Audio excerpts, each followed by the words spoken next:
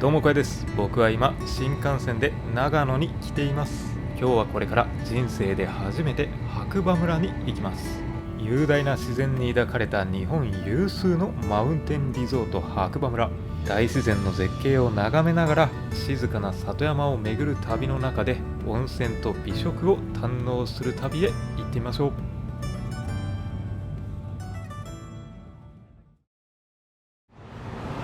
はい、長野駅に到着しました。今回白馬へは車で向かう予定なんですけど、車がない場合でもこの長野駅の東口出たところ、こっちの一番奥の方の26番乗り場から白馬にだいたい1時間ぐらいかけて行くことができるみたいです。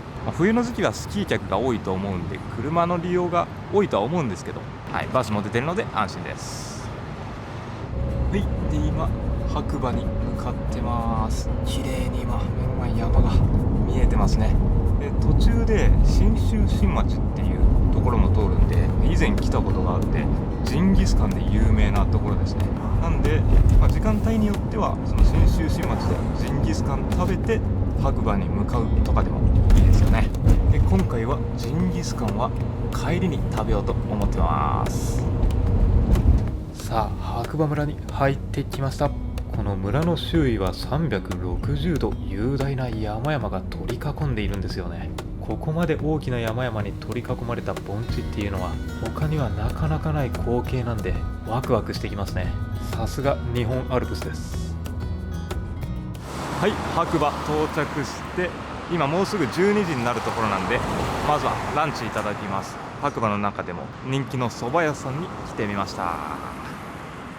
はい、で注文したのが蕎麦膳定食ってやつですね。真ん中に山菜のご飯があってお野菜たっぷりのお味噌汁とか、あとはメインのお蕎麦ですね。美味しそう。いただきます。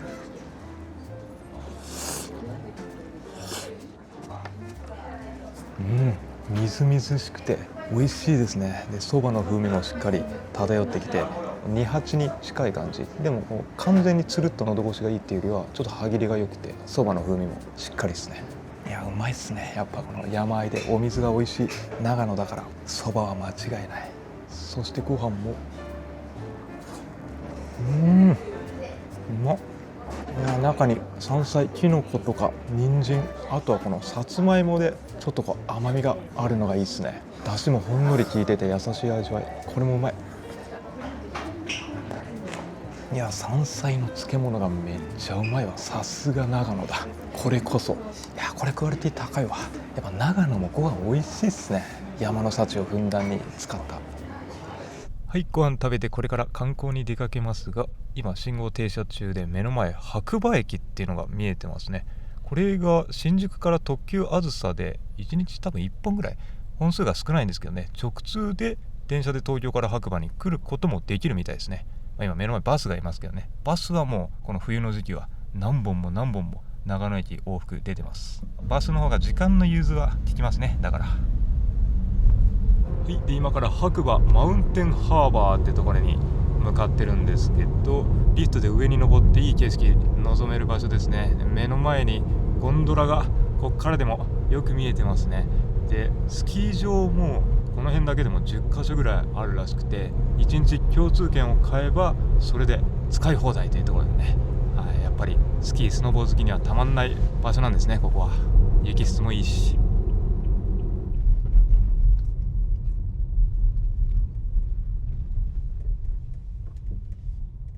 で到着したのが岩岳スキー場っていうところになりますね。目の前にゴンドラのリフトがあって、これに乗って上に登って絶景を眺めます。スキー客の人たちがたくさんいますね。みんな楽しそうに滑ってます。3月はもう繁忙シーズンは過ぎていて、やっぱ1月2月が外国人の人とかがたくさん押し寄せるみたいですね。ここの白馬は今は逆に結構空いてて混雑避けてスキーは楽しめそうですけどね。チケットは観光用のチケットが大人1名2900円でしたね。スキーする人は1日券とかで、多分6000円とか7000円とかすると思うんですけど、今日は観光オンリーです。はい、今リフトに乗りました。でこのリフトはもうほんと最近リニューアルされたばかりで、もう内装もピッカピカで乗り心地が最高ですね。静かですよ。で左下のところから出発して、こっちの右手、スキー客、スノボ客たくさん滑ってますね。繁忙期じゃないから余裕を持ってみんな楽しそうに人混み少なく謳歌してますね。いや初めて来ましたけど、これ白馬の圧巻の山の景色ですね。さっきいっぱいスキー場があるっていう風に言いましたけど、そのスキー場の間はシャトルバスも運行されているみたいで、人によっては1週間とか滞在して毎日のように違う場所でスキースノボを楽しんでる、そんな人たちがたくさんここ白馬に押し寄せてるみたいです。日本全国探してもなかなかないですよね。そんな何通りもスキー場があってそれを行き来できる場所なんて、やっぱこの辺りは日本のスキー発祥の地って言われてるだけありますね。うわ、標高が高くなるにつれて白一色になってきましたけど、この辺りもたくさんの人たちが楽しそうに滑ってますね。やっぱこの辺多分高いところだから上級者が多いからみんなスピーディーですね。もうすぐ到着ですけどね、左手に古いリフトが残ってますね。一目瞭然ですね。これめちゃくちゃ綺麗になってます。目の前のリフトから降りてきて、この辺にはちょっとした飲食店ですかねあって、こっち側にビューっていう風に書いてますが、白馬マウンテンハーバー、この辺が観光で歩いていける場所になるのかな。まっすぐ歩いて行ってみると、目の前の景色これすごいっすね。であそこにブランコがあるんですよね。これがヤッホースイングっていう空中ブランコですね。この目の前圧巻の景色眺めながらブランコに乗ることができるんですね。で目の前見えているこれが白馬岳を目の前に望めるんですね。こんな感じでブランコを楽しむことができます。白馬の大自然に向かって思いっきり飛び出すこのヤッホースイング。標高 1200m の山の上で風を切るこの瞬間はまさに空を飛んでるような感覚です。目の前に広がる雄大な景色に思わずヤッホーと叫びたくなることからヤッホースイングですね。家族やカップルで来たらいい思い出になりそうですね。いやブランコ迫力あって楽しかったですね。で山を見るにはこっちのマウンテンハーバーっていう施設があるんで、あそこの上から綺麗に眺められるみたいです。そしてブランコの先はこれ最上級コースっていう風に書いてますね。目の前は外国人の人たちが勢いよくうまいな滑っていきましたね。この素晴らしい雄大な北アルプスを眺めながら、ここがマウンテンハーバー。なんか軽食とかもいただくことができるようになってるんですね。ここで景色眺めながら、こんな感じで展望スポット、そして写真を撮ることができる場所があって、目の前にズドンと飛騨山脈、北アルプスの絶景を眺めることができます。どれがどの山かっていうのはちょっとわからないんですけど、この辺りから見えているのが白馬三山って言われる白馬エリアを代表する3つの名峰ですね。多分目の前に見えてる辺りに白馬岳標高 2932m、 杓子岳、白馬槍ヶ岳、その辺の3つの有名な山が見えていると思います。あとは左手に行くにつれて後ろ立山連峰、唐松岳、五竜岳、鹿島槍ヶ岳、爺ヶ岳、どれも 2500m を超えるとっても高い山々です。冬はこういう白銀の雪景色を見ることができますし、他の季節でも四季折々のまた違った絶景をここから望むことができます。特に夏はね避暑地にもなりますし、マウンテンバイクとかハイキングとかでここのマウンテンリゾート楽しむ観光客で賑わうみたいですね。冬はインバウンド多いですけど、夏の時期は日本人もかなり押し寄せるみたいです。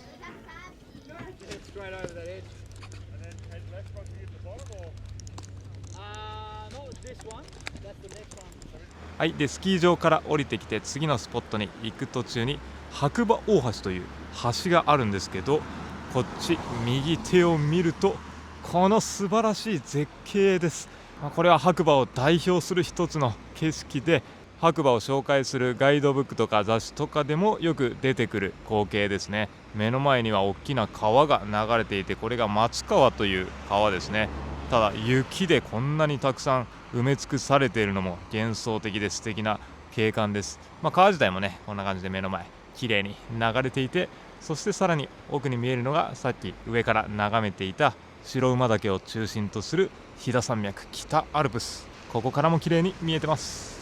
普段雪景色を見ることができない僕みたいな西の人間からしたら、これは見るだけでもテンション上がりますね。雪が降らない国に住んでいる外国人もたくさん訪れるわけですよ。で、今白馬のちょうどバスセンターの前の交差点なんですけど、ここのローソンは冬に限っては日本で売り上げトップ5に入るみたいです。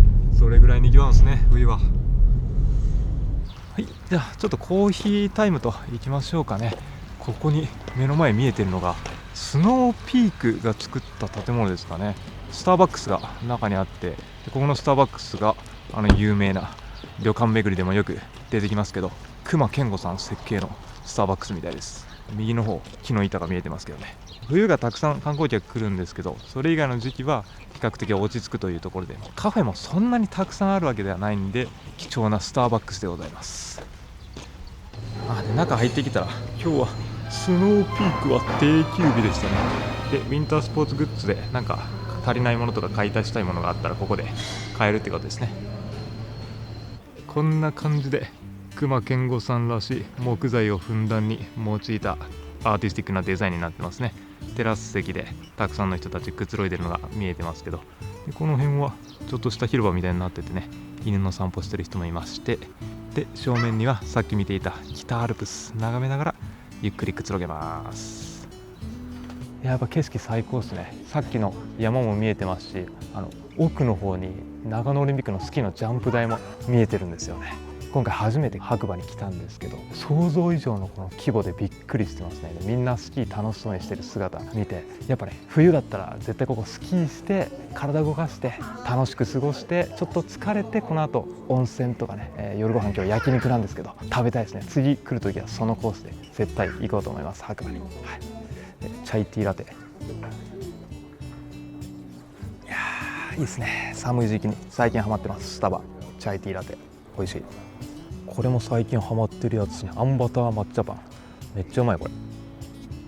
ちなみにスキー場はこれです。わかるかな。真ん中に2つ並んでますね。左手と右手大きい方見えてますけど、これどうなんだろうな。観光スポットとしても開放してんのかな。なんか上に登ることができるみたいなの聞いたことありますけどね。冬だったらちょうど雪積もってるからスキージャンパーの気分になれるのかな。迫力ありそうですよね。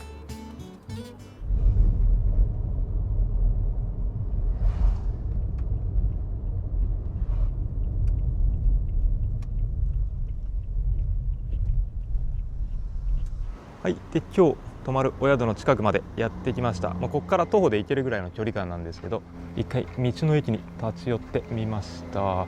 ドライブで長野駅から来る時も結構たくさんの道の駅があったんですよね。中入ってくると、これ目の前は長野といったらおやきも置いてますね。温泉のお供に良さそう温泉まんじゅうとかもあるし、左手には野沢菜とかが販売されているところ、そしてそば、お酒も長野のお土産を買い揃えることができそうですね、この道の駅で。ただ今回泊まるお宿は夕朝食だけじゃなくていろんなインクルーシブサービスが充実してるみたいなんで、ここで何か買っていかなくてもそのサービスがあるんじゃないのかなと思ってるんで、期待ですね。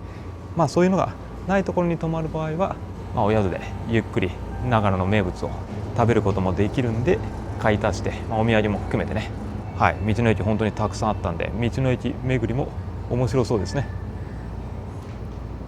そして道の駅の裏側にお宿です。ここが白馬龍神温泉っていうふうに目の前書いてますね。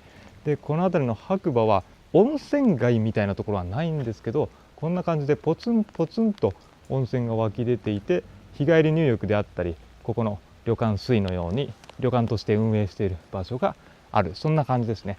で左奥のなんかなりましたけど、今ちょうど3時になりました。チェックインできる時間です。で目の前には焼肉屋さんですね。焼肉屋さん併設してるんで、夜美味しい焼肉を食べることもできます。で目の前がフロント棟で、奥の方には新館もあって、そして目の前これも新設でトレーラーハウスみたいな感じで、いわゆる離れにはなりますよね。プライベート性抜群の客室があると。でさっきの道の駅はもう完全にこの真裏なんで余裕で徒歩で歩いていけるんで、何か買いたかったらすぐに行くことができます。はい、じゃあ入ってみます。今回泊まる白馬龍神温泉旅館水は2017年の開業、昨年2024年にリニューアルオープンしています。和モダンな客室や充実したパブリックエリアの新設、温泉施設の改装などが行われたばかりです。アルプスの大自然に囲まれ、源泉かけ流しの温泉で心身を癒すことができるのはもちろん、インクルーシブサービスも充実していて、信州名物のおやきやお酒、夜食などもいただくことができます。田舎ならではのアットホームで心温まるおもてなしに定評があるとのことで楽しみです。ちなみに白馬の観光シーズンが夏と冬ということで、今は夏は7月から9月、冬は12月から3月の季節限定の営業となっています。中に入ってくると美しい織物のようなデザインや装飾が施されたフロントで、入った瞬間に日本の伝統美を感じることができますね。フロントロビーのエリアにはこんな小上がりのいろりスペースがあります。で、ここのいろりのスペース、今チェックインした時間帯は長野の名物おやきのサービスがありますね。あとはワインのサービス、フリードリンク、時間帯によってはこれ日本酒とか、右下夜泣きそばのサービスもあるんですね。お、すごい、これ本物の炭を使ってしっかりと熱々のおやきをこれいただくことができるようになってるんですね。ウェルカムサービスで。そして右手ですね、ここもフリードリンク&フードコーナーになっていて、まずはこっち右奥には大浴場温泉があるんですけど、温泉上がったらこれですね、湯上がりアイスのサービスがありますね。そして白馬村の美味しい水、なんかお部屋にボトルがあるんで、これ自由に飲みたいだけ飲んでいいっていうことなんで、すごいこれ可愛らしい昔ながらのレトロなおしゃれな蛇口になってますね。遊び心があります。そしてこれはなんだ、これ上に書いてますね。かりんシロップ、信州のかりんってなんですか、梨みたいなやつかな、ちょっとよくわかんないですけどね。このシロップでいいですね。こういう地元ならではのローカルでしか味わえないようなドリンクもインクルーシブのサービスの中に入ってます。これは一般的なアップルジュース、グレープジュース、そしていいですね、ヤクルト。僕風呂上がりにヤクルトのもの大好きなんですよね。でこの辺にはさっき書いてあってワインですね。信州なんで、そっか、ワインも生産盛んなんですよね。ちゃんとこれ長野県産のワインが使われてます。これはまずスパークリングワインですね。しかもお酒飲めない人用にちゃんとノンアルコールのスパークリングも準備してくれてます。でここにあるのが赤ワイン、白ワインですね。井筒ワイン、信州塩尻の。この辺もローカルならではのドリンクをいただくことができます。そして、この辺はコーヒーですかね。コーヒーのサービス、お茶、ティーパック、そしておつまみですね。柿ピーとチョコ。でこれもさっき見た夜泣きそばですね。夜いただくことができます。なくなり次第終了だから、もうこれすぐ行かないとね。で後で見に行きますけど、こっちが大浴場ですね、さっき見た。そしてこの辺にはスキー客も多いんでね、このランドリーあるかないか相当大切だと思うんで、こんな感じで乾燥機付きで洗濯機あります。さらにはここの手前側には岩盤浴があります。こんな感じで広々とした岩盤浴スペースを貸し切りで予約制にはなりますが、使うことができるんですよね。家族とかみんなでゆっくりとここで整うことができます。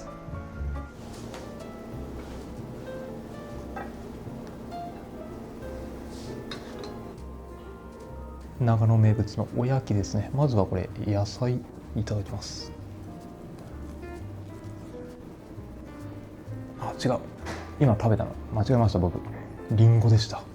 リンゴのおやき食べたことないんですけど、これも美味しいですね。中にこんな感じでぎっしりとリンゴが詰まっていて、程よい甘みですね。普通のスイーツよりも甘すぎず酸味もしっかりあって、この甘さ控えめの大人のスイーツって感じですね。めっちゃうまいですね。もちもち食感とともに。でこれがお野菜かな。うまっ。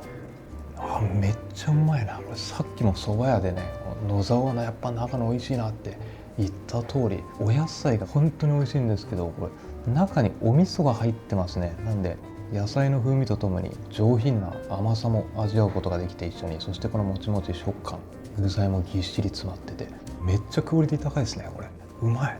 いや、なんか肉まんとかよりもこの長野のおやきの方が僕好きっすね。で最後しいたけ。いや、これも美味しいですね。このジューシーなしいたけとちょっとコリコリっとした他と違う食感で楽しむことができて、このおやき3種類はちょっとどれ選ぶか迷いますね。ほんと好みですけどね。しいたけとこの野沢菜味噌が入ったのとりんご。チェックインからこういうローカルのここでしか食べれないようなものを提供されると満足度爆上がりですね。フロントにこんなものがありましたね。温泉ソムリエ認定書もらってる人がいるんで、入浴温泉について何でも相談してくださいってことですね。温泉へのこだわりも見えます。でフロントにこんな面白いものも販売されてますね。切り火って書いてますけど、大河ドラマとかでもよく見られるやつですかね。僕知らなかったんですけどね。お家のお父さんが出かける時にお母さんがピッピッってやって、送り出すやつみたいです。外国の方とかこういうの好きなんでね、買って帰る人が多いっていうふうに言ってました。皆さん知ってますか？これ切り火。これで本当に火が出るみたいです。ちょっと火が立ってないね。おお、煙も立ってる。お、すごい。へえ、昔の人は本当にこうやって送り出してたんですね。いいですね、面白いですね。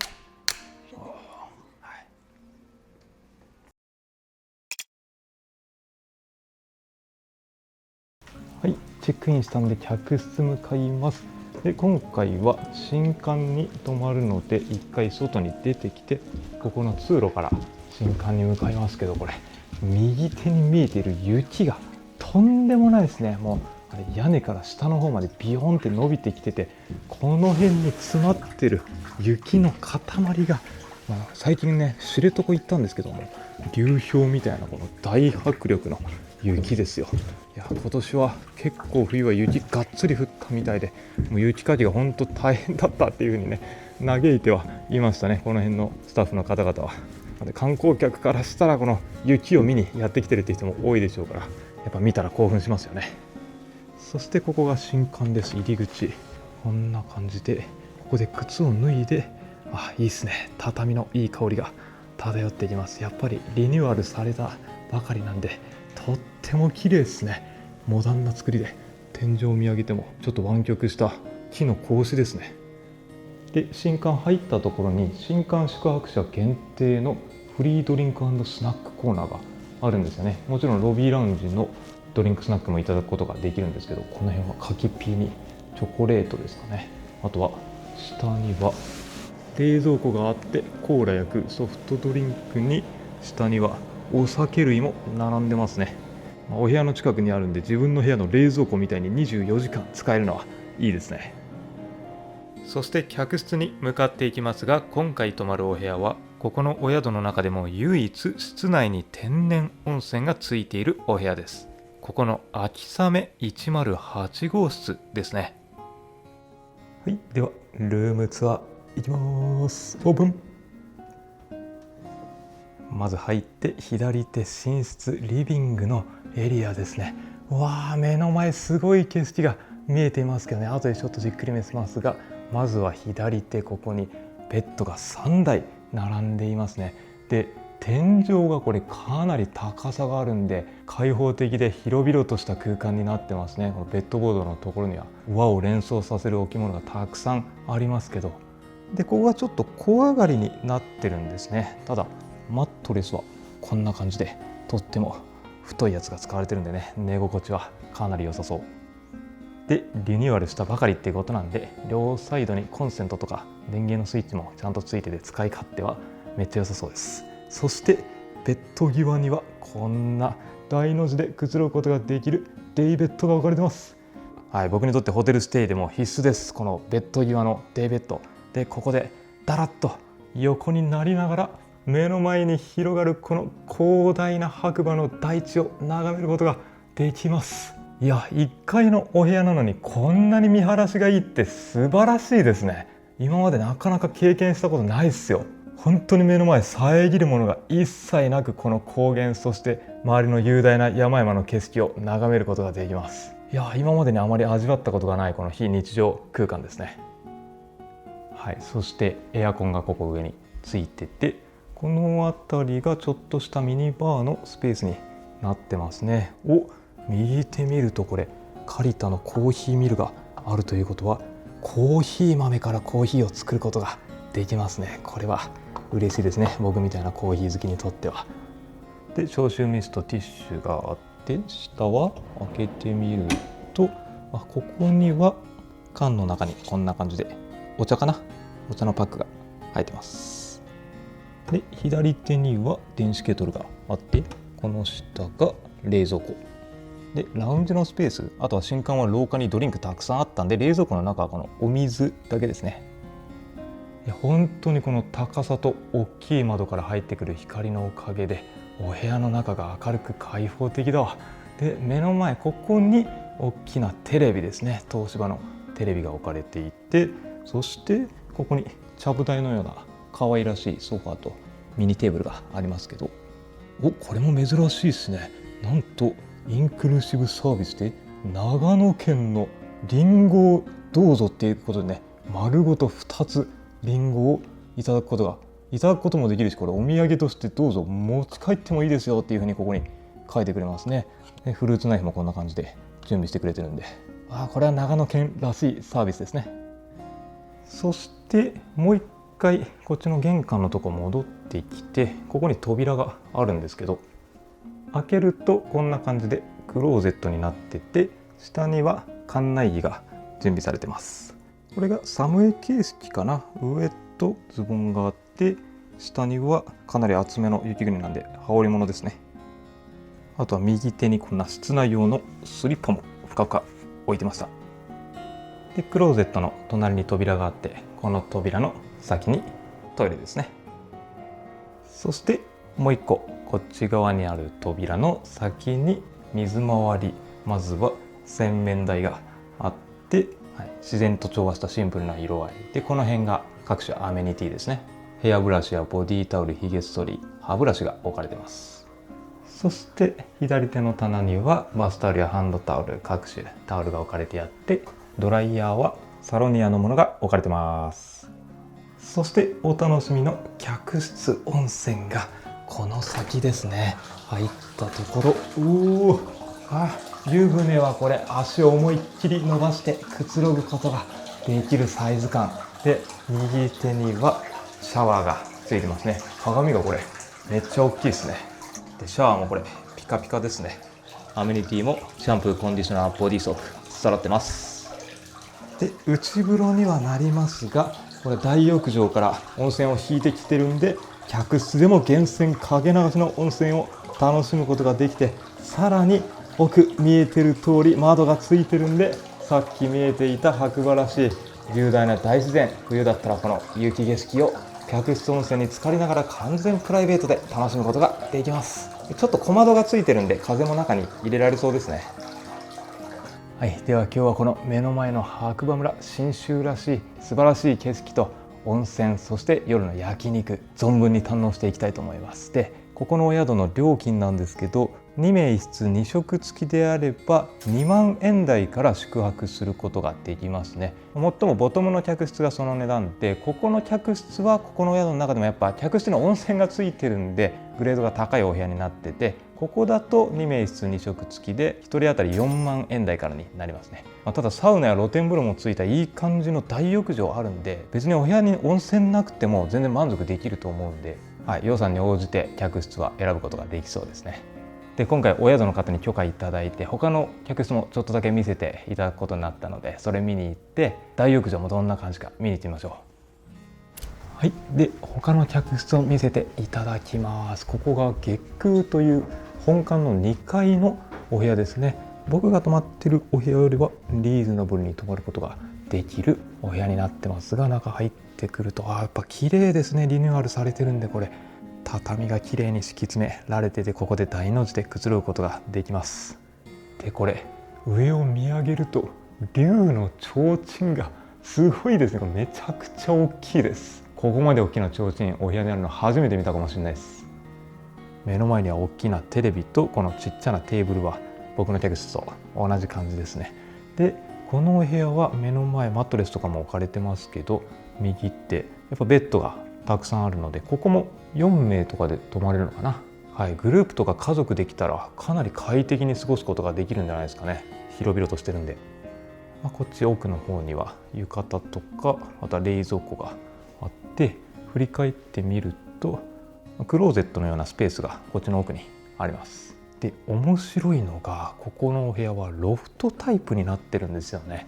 進んでいくと左手に階段があります。こっちの右手はまず下の階に水回りですね。洗面台がこんな感じであって、左手、ここの右手の扉の先にこの部屋はシャワーですね。シャワールームがありますが、温泉お風呂入りたい場合は大浴場を使う感じで、シャワーの正面にトイレですね。はい、この辺水回りはセパレートで分かれてます、ちゃんと。でロフト階段登っていきましょうか。何があるんだろうか、これ上がっていったら。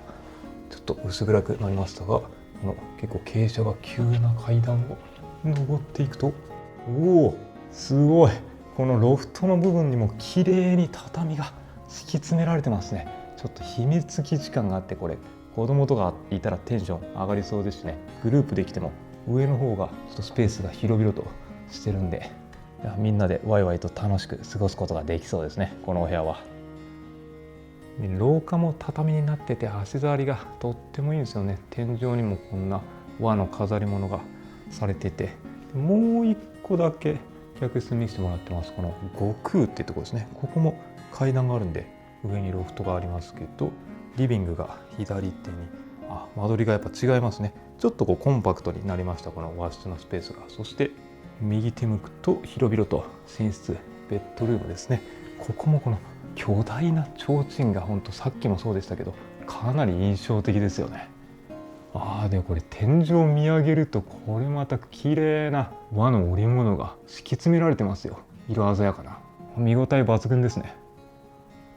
でテレビがあって、奥の方までこんな感じで、ベッドが敷き詰められてます。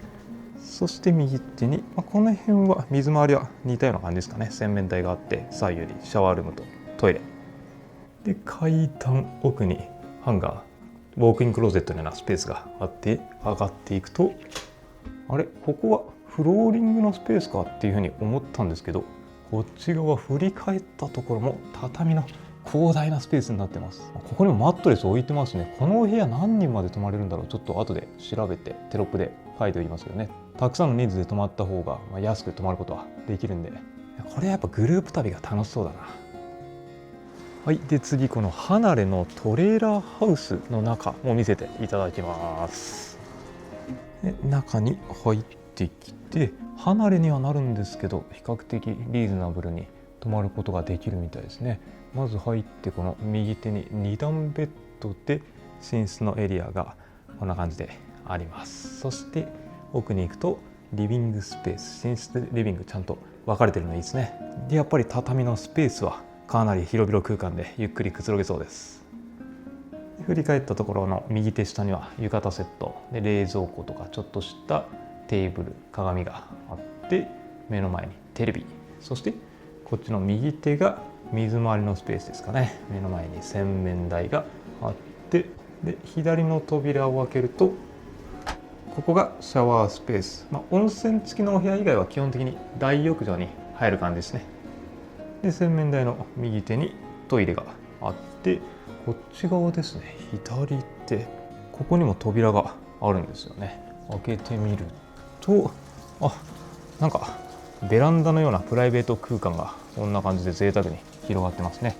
でこっち右手見ると、こんな感じで雄大な山もちら見できますね。うわすごいな、これ上から氷がせり出してきてて、今にも落ちてきそう。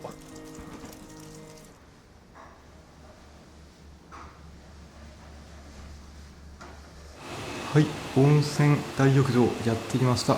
まず入ってきて脱衣スペース、上を見上げると白馬龍神温泉っていうところで、これ照明の周りに囲い物がありますね。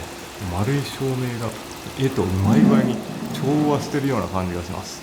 そして広々立つスペースで右手にロッカーがあって、こっちの方が洗面台のエリアですかね。はい、洗面台も鏡が正面大きくあって、こっちに水回りで、ドライヤーも小泉のやつがこんな感じで分かれてますね。はい、でこの辺には入浴の仕方、インバウンドのお客さんも白馬多いので、外国の方はね裸になって入浴する文化がないんで、そのまま服を着たり水着を着たまま入っちゃう人もいるみたいなので、そうならないように案内がありますね。日本語と英語両方で、浴室の中入っていきます。まず入って左手にこんな感じで大きな内湯がありますね。左手右手と分かれてますね。源泉が左手の方から流れてきてるので、もしかしたらこっちの方が熱い温泉になってるのかな。宇宙の壁のところにはこれさっき見ていた北アルプスの白馬連峰の説明が書かれてますね。標高 3000m 近い山々の。そしてこっちにかけ湯で体を洗うスペースがこんな感じでずらーっと続いてて、奥の扉から外に出るのかな。まずはこれ入って左手水風呂がありますね。足を伸ばして全身で水にしっかり浸かることができそうで、サウナです。はい、開けてみるとまだ新しくリニューアルされたばかりなんで、この木のいい香りが漂ってきますね。サウナ室の中十分広々とした空間になってます。で温度計見てみると80度超えてて、これ時間帯によっては90度あたりまでいってる時あるんでね、しっかりあったかいです。そしてここの先行ったところに露天風呂があります。いいっすね。この石風呂で広々空間、この右手から左手の奥にかけて開放的な露天風呂になってます。目の前雪山ができてますね。はい、で左側天井ついてますけど、この辺りには天井ついてないんで、見上げると空です。夜は星空とか見えるんですかね。真冬だったら雪がちらついて雪見風呂になるんでしょう。で目の前にサウナがあるんで整いスペース、そしてこっち側には壺湯がいくつかありますね。完全プライベートな空間になって、これも露天でゆったりと今の時期だと雪見風呂楽しめます。一番左の竹のやつとかあんま見たことない、すごい可愛らしい小ぶりな浴槽ですね。子供とかが喜んで入りそう。はい、じゃあ到着して、ちょっと長旅で今疲れてるんでゆっくり温泉浸かります。完全プライベートで。いやーめっちゃ気持ちいい。客室に温泉あるともう着いた瞬間すぐにドボンできるの最高っすね。誰からも邪魔されずで、これ温度設定が完璧ですね。ちょい塗りでじりじりと体が温まってくる感じ。泉質はナトリウム塩化物硫酸塩泉で弱アルカリ性、大きな癖のない若干とろみのある温泉ですね。本当に湯船も広いんで、奥の方まで足を思いっきり伸ばして大の字でくつろぐことができてます。そしてなんといってもこの景色ですね。右手を見ると、完全なるこれは雪見風呂ですね。普段の生活では味わうことのできない非日常のお風呂タイムです。最高で、これ両サイドの窓こんな感じで開けることができたんで、窓開けたらやっぱり冷たい風が外から中に入ってきて、一段と温泉が気持ちいいです。いや、この雪景色ほんと特別感すごいわ。で温泉浸かりながら、このインクルーシブサービスのところに置いてあったかりんのシロップを使ったジュースですね。初めて飲んでみます。いただきます。美味しい。梨って感じが書いてあったから梨の仲間かと思ったら全然違いますね。実際はこれ普通に食べることはできないみたいです。かりんってやつは風味豊かなんで、シロップとかにしていただくみたいですね。蜂蜜のような濃厚な甘みはしますけど、喉の炎症とかを抑える効果があるみたいでね、風呂上がりもちろん寝る前とかにも飲むといいドリンクなんじゃないですかね。知らなかったですね。長野で有名なんですね、このかりんっていうものを使ったドリンク。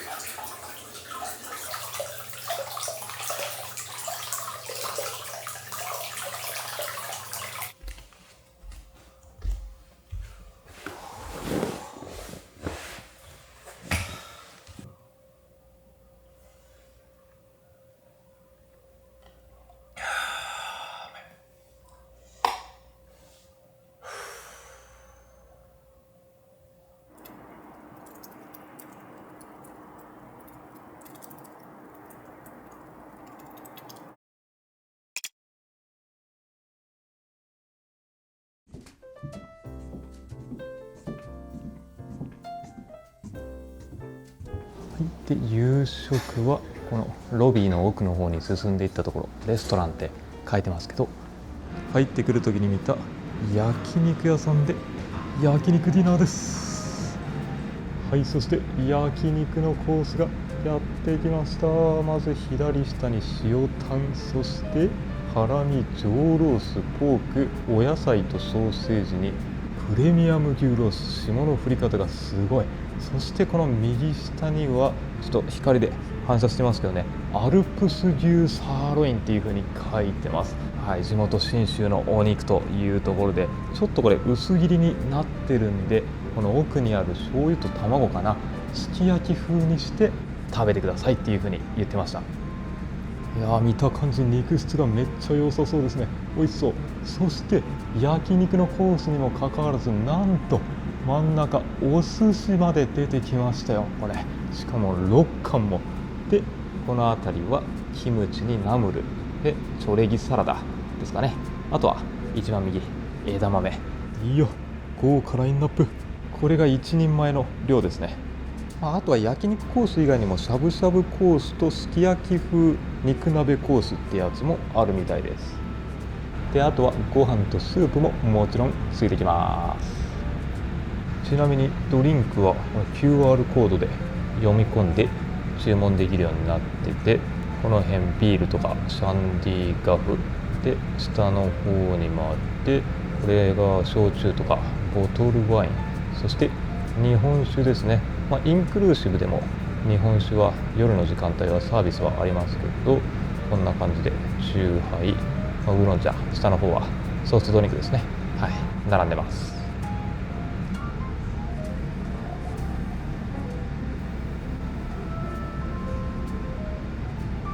はい、じゃあいただきます。夜の焼肉ビールから。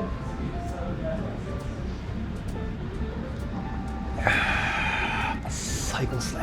これはサントリーオールフリー。さあ、まずは塩タンからいただきましょうかね。僕は焼肉は一番最初は塩タン派です。てか焼肉の中で僕塩タンが一番好き説あります。どちらかというとさっぱりとしたお肉が大好きなんで、昔からカルビとかね、あんまりたくさん食べることができない。だからこんなガリガリ体質なんですけどね。10代の頃ですらタンとか鶏肉とかが好きだったんですよね。それが年齢を重ねるごとにどんどん激化してる感じがしますね。よりさっぱりとしたものを好むようになったというか、もちろんカルビとかもね好きなんですけど、食べれなくなっちゃうんですよね。なんかめっちゃうまそうだな。うまそう。ちょっと赤みが残ってるぐらいで、これは絶対美味しいやつ。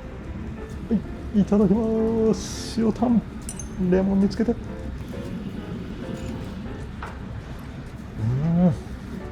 やー、うまいわ。最近はもう塩タンが値上がりしてるんでね、ちょっとめちゃくちゃ薄切りじゃないっていうスライスで提供する焼肉屋さんもね多かったりするんですけど、ちゃんと厚切りで肉々しくてうまい塩タン。いや、やっぱこれが好きだわ。いや、めちゃくちゃご飯が進むわこれは。さあ、じゃあ次はまたこれさっぱり焼肉の代表格、ハラミ。上ロースも赤身たっぷりで、ロースも僕は好きですね。程よいこの霜降り、そしてこれがプレミアムのロースですね。うわ、霜の降り方がすごいな。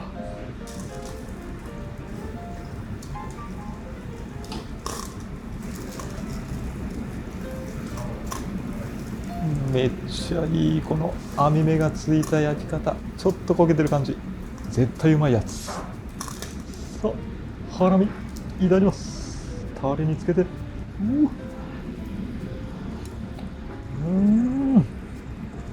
いや、うまい。赤身の風味しっかり。ハラミで赤身が多いんですけどね、しっかり柔らかくて噛み締めるごとに赤身の風味とともにちょっとずつ溶けていく感じですね。いや、この噛み締めるごとに赤身の風味が広がるハラミも最高っすね。そして上ロース。いや、上ロースもうまいっすね。この赤身と霜のバランスが本当に絶妙ですね、上ロースは。嫌いな人いないっすよね、上ロースは。もうビールが進みまくります。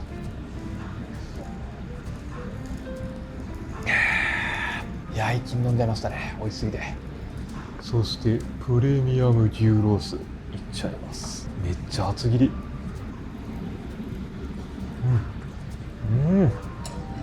いや、これはプレミアムですね。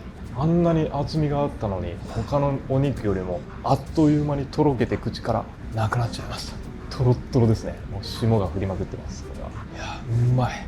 で、ジューシーなものを入れたので、さっぱりとキムチで少し休憩ですね。キムチもめっちゃうまいわ、これ。ご飯が進む。う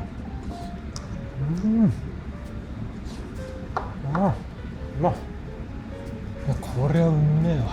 もうスキースノボで思いっきり遊んで疲れた体を温泉で癒して、そして運動して腹ペコになっても焼肉ガツン、これはもう最強でしょ絶対。で、予測もしないまさかの焼肉と寿司ですよ。もう贅沢の極みですね。日本人の大好きなものランキング1位2位を一緒にいただくことができるなんて。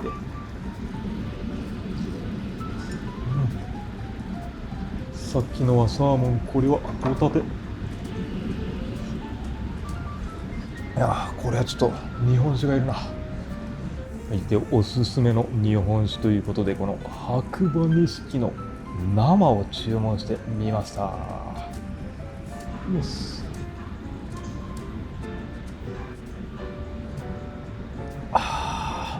うまい。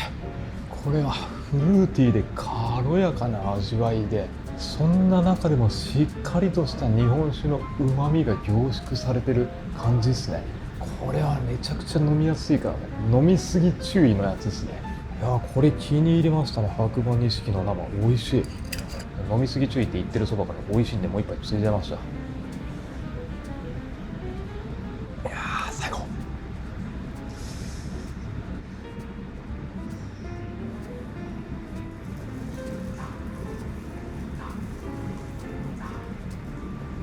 はい、アルプス牛サーロイン。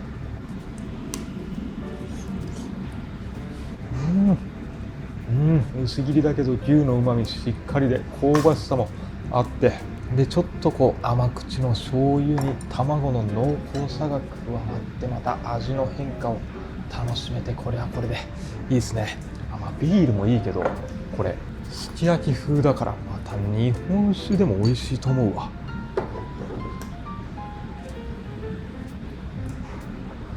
いやー、うまいっすね。最高だな、このアルプス牛サーロインがすき焼き風に、日本酒の組み合わせも。いやー、贅沢な夕食だ。い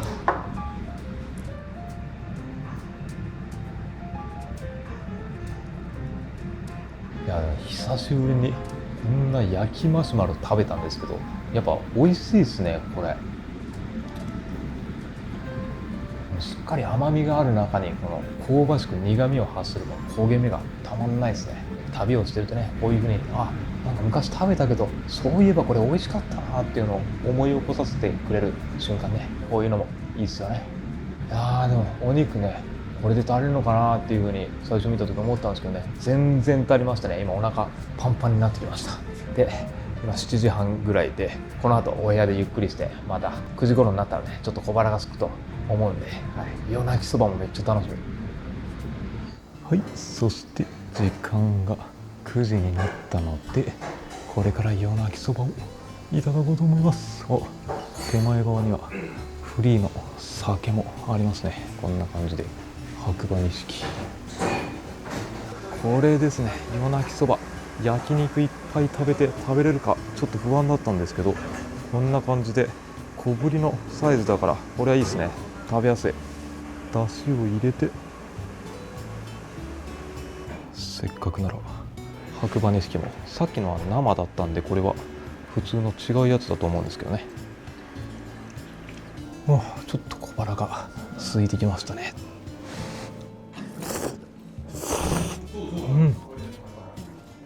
うまっ。これだったら食後でも全然いけますね。締めのそば、さっぱりとしてうまい。いやー、だしなんで、これまた日本酒が合います。いやー、うまい。さっきの生よりもちょっと辛みがしっかりありますね、この白馬の錦。いや、何なんでしょうね、この遅い時間帯に襲ってくる麺料理の誘惑、そしてこの食べた後の満足感っていうのは全てのホテルで導入してほしいですね、この夜泣きそばのサービス。いや、お腹完全に満たされましたね。これはこの後大浴場でサウナと温泉タイムです。はい、ということで夜の温泉タイムの時間です。いやー、一段と冷えますね。夜は絶対温泉が気持ちいいぞ。これは入ります。いやー、めっちゃ気持ちいい。やっぱり客室の温泉に比べて開放感が全然違いますね。この広々浴槽で思いっきり足を伸ばしてくつろぐと、左手にはまだまだ雪がこんな感じで見えてますね。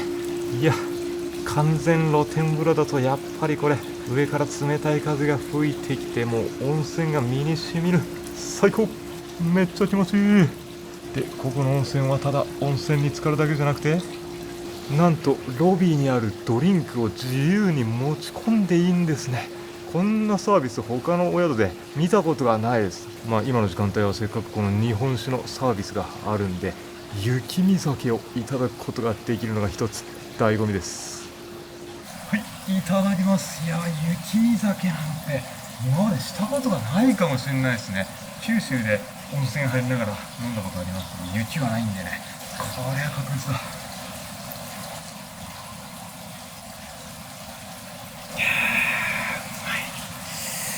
いや、日本酒好きにはこれはたまらんっすね。なんと贅沢な非日常体験でしょうか。これはね、他でやるんだったら貸し切り風呂とか、もしくは客室でしかすることできないと思うんで、大浴場でできるっていうのは最高っすね。そして最後の仕上げはサウナです。あちー、はい、おちー、おー、冷てー、結構冷たいこれ。おー、いや、もうこれ外の山のお水使ってもね、極寒なんでめっちゃ冷えてると思います。うわ、でも多分11、2度ぐらいはあると思いますけど、個人的にはちょうどいいわ。いや、これは身にしみる。うわ、完全に整いますねこりゃ。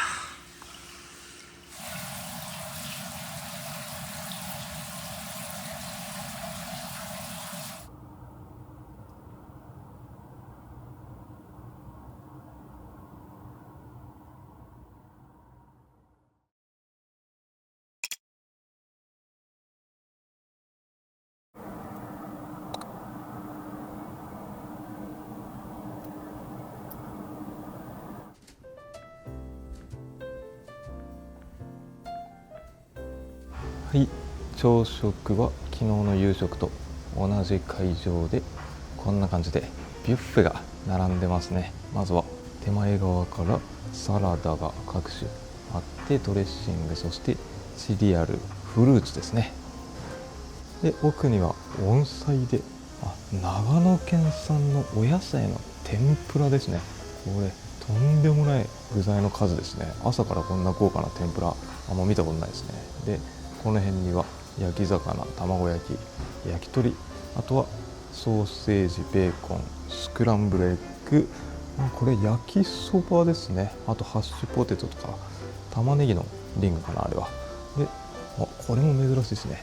なんとたこ焼きもあります。インバウンドも多いんでね、この外国の方はたこ焼きとかやっぱ嬉しいんでしょうね。そして開けると、蒸し餃子とシューマイが中に入ってますね。で、この辺には煮物かな、ご飯のお供がたくさん並んでいて、ちょこんと可愛らしく手作りの豆腐もあります。あとはドリンク、コーヒーとかソフトドリンク類、そしてこっち側にはこんな感じで具材たっぷりの味噌汁、そしてご飯、一番右にはこれ焼肉屋のカレーということで、中にお肉、具材もたっぷり入ってて美味しそうですね。で、最後にパンもあります。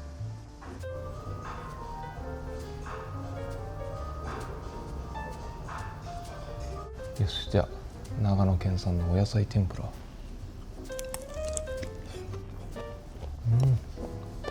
やっぱ雄大な山がたくさんあるだけあってお野菜のクオリティ高いですね。カレーも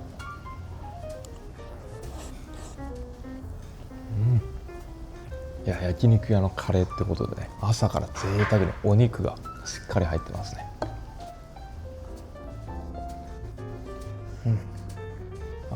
豆腐も滑らかでこれめっちゃ美味しいわ。いや、朝からちょっと贅沢すぎる朝食なんですけど、で起きたら最初さっき映像見せた通り霧に包まれてて景色全然見えなかったんですよね。ただ今ちょっと太陽が出てきて、本当に天気のいい朝だったら僕の客室からかなりいい感じで日の出を望めるみたいなんですけどね、今日は残念ながら見れなかったですね。霧は霧でね、幻想的な景色でいいんですけど、本当山の天気は変わりやすいんで、めっちゃ日差し出てきたな。これ客室入ったら太陽見れるかもな。わあ、こんな感じで太陽は綺麗に上がってきていますけど、まだ霧に包まれて周りの山は見えないですね。これもしかしたら山の山頂上の方まで行ったら朝霧が綺麗に見えてる可能性あるんじゃないですか。いや、日差しが差すと普通にあったかいですね。もうすぐ春がやってきます。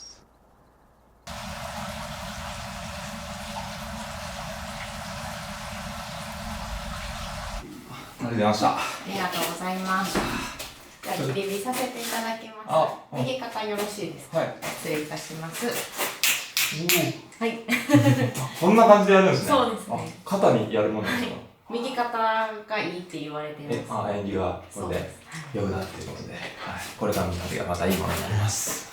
今日はジンギスカン食べに行きます。ありがとうございました。いらっしゃい。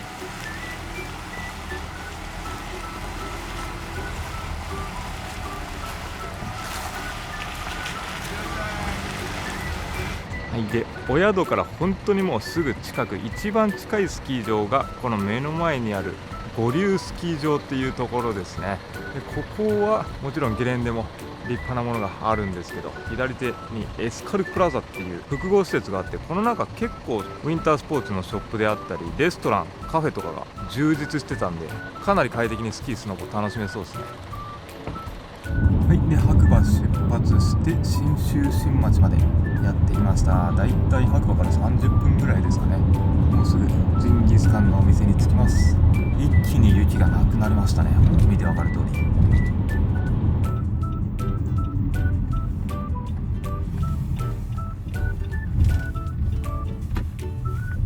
はい、でジンギスカン食べようと思ったんですけどね、あそこのお店も超人気店で、今11時半なんですけど予約でいっぱいで7組待ちぐらいだったんですよね。いや、ここなんかその特別観光スポットとかがあるわけじゃないのに、で今日土平日なんですけどあんなに人が多いっていうのはびっくりしましたね。多分ジンギスカンがもう地元に根付いてて、地元の人たちもたくさん食べに来るんでしょうね。なんで、はい、ジンギスカンさっきのお店行く場合は皆さん予約して行った方がいいです。近くにカフェとかあるのかなと思ったんですけど、さっき言ったように特に観光地じゃないんでなくて、セブンイレブンでコーヒーを飲んで待ってたらちょっと面白そうなスーパー見つけました。こっちの、はい、ローカルらしいスーパーマーケットなんですけどね、フレッシュトップ田中屋さん。こんな感じでスーパーマーケットにジンギスカンコーナーがあるんですよね。すごくないですか。こんなん見たことないですよ。でこれがタレがもうついてるんで、そのまま焼いて食べるだけで美味しくいただけるっていうことですかね。ここになんか紙がありますけど、このスーパーマーケットの田中屋自家製のジンギスカンっていう風に書いてますね。オーストラリア産の羊肉と信州新松産サフォーク両方あるよみたいなこと書いてますね。やっぱでもこういうの売ってるってことは、このジンギスカンが地元の人たちに絶対根付いてるってことですよね。これだって旅行客が買って帰ることはあんまないでしょうから、冷凍で郵送とかしないと。でこの辺に信州新松産サフォーク 100% 使用っていう風に書いてるんで、地元の羊を使ったお肉が販売されてますね。めっちゃたくさんあるな。すごい、ラムチョップまで売ってる。いいなこれ。このスーパーマーケット近くに欲しいわ。でラム肉とかマトン肉って言いますけど、ラムは子羊ですね、子供でマトンが大きくなって、臭みが少ないのはこっちのラム肉なんですけど、マトンはより羊ならではの旨味が強い風味が出ると。でサフォークっていうのはこの品種のことですね。一番右のお肉食べるのに適した品種。ここまでジンギスカン多種多様販売しているスーパーマーケット、人生で初めて見ましたよ。ちなみにこの辺に並んでるものは全部冷凍なんで、これ今日帰る日とかもしくは日帰りとかで来た場合は買って帰れますね。東京から車で来てる人とかも多いでしょうからね、ここは。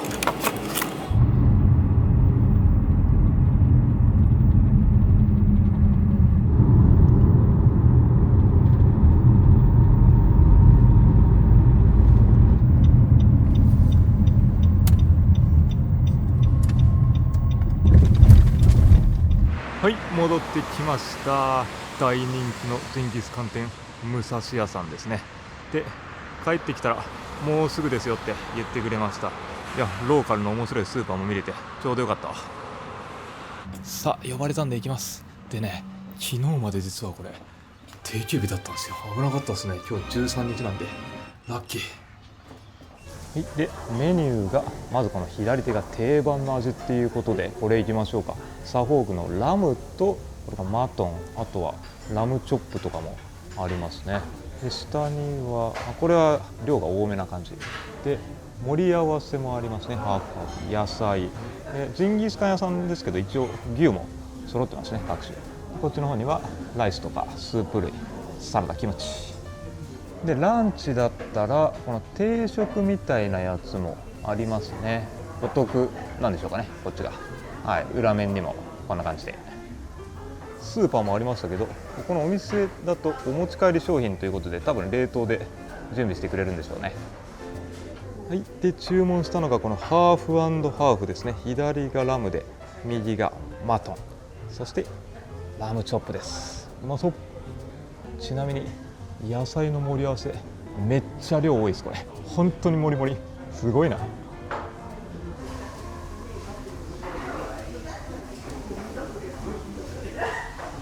なんか北海道で食べるジンギスカンとかとちょっと違いはありますね。この鍋が全然ジンギスカン用の鍋とかじゃないと思うんで、普通に焼肉としてラム肉とかを楽しむってことですかね。でこれがマトンです。マトン、そして次にラム肉いっちゃいます。ちょっと色が違うな。ラムの方が赤みが強い感じがする。見た目ですぐ分かりますね。そしてラムチョップ、うまそう。はい、いただきます。ラム肉、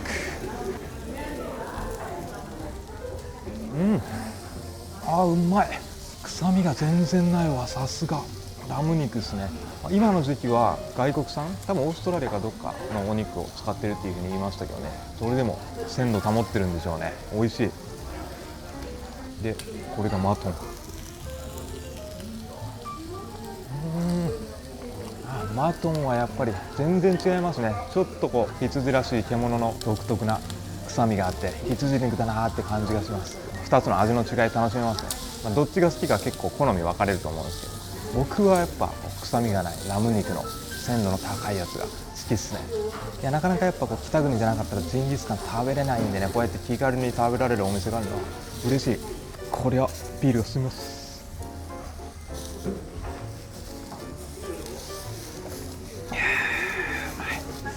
いや最高っすね。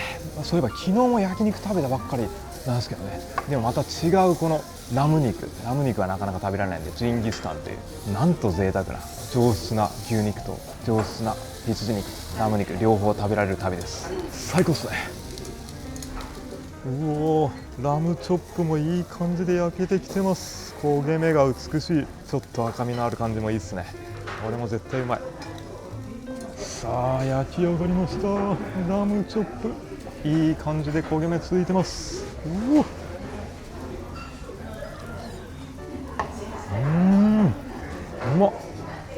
いやーこの肉厚ジューシーな感じたまんないですね。中がちょっとこの赤みがあるんで、しっかりと赤みの風味が味わえて、これだけ肉厚ジューシーなんですけど、やっぱ羊肉はさっぱりとした味わいなんでね、どんどん進みますね。ヘルシーでありながらうまい。最高っすねラム肉。いやビールが進むわ、ほんとこれ。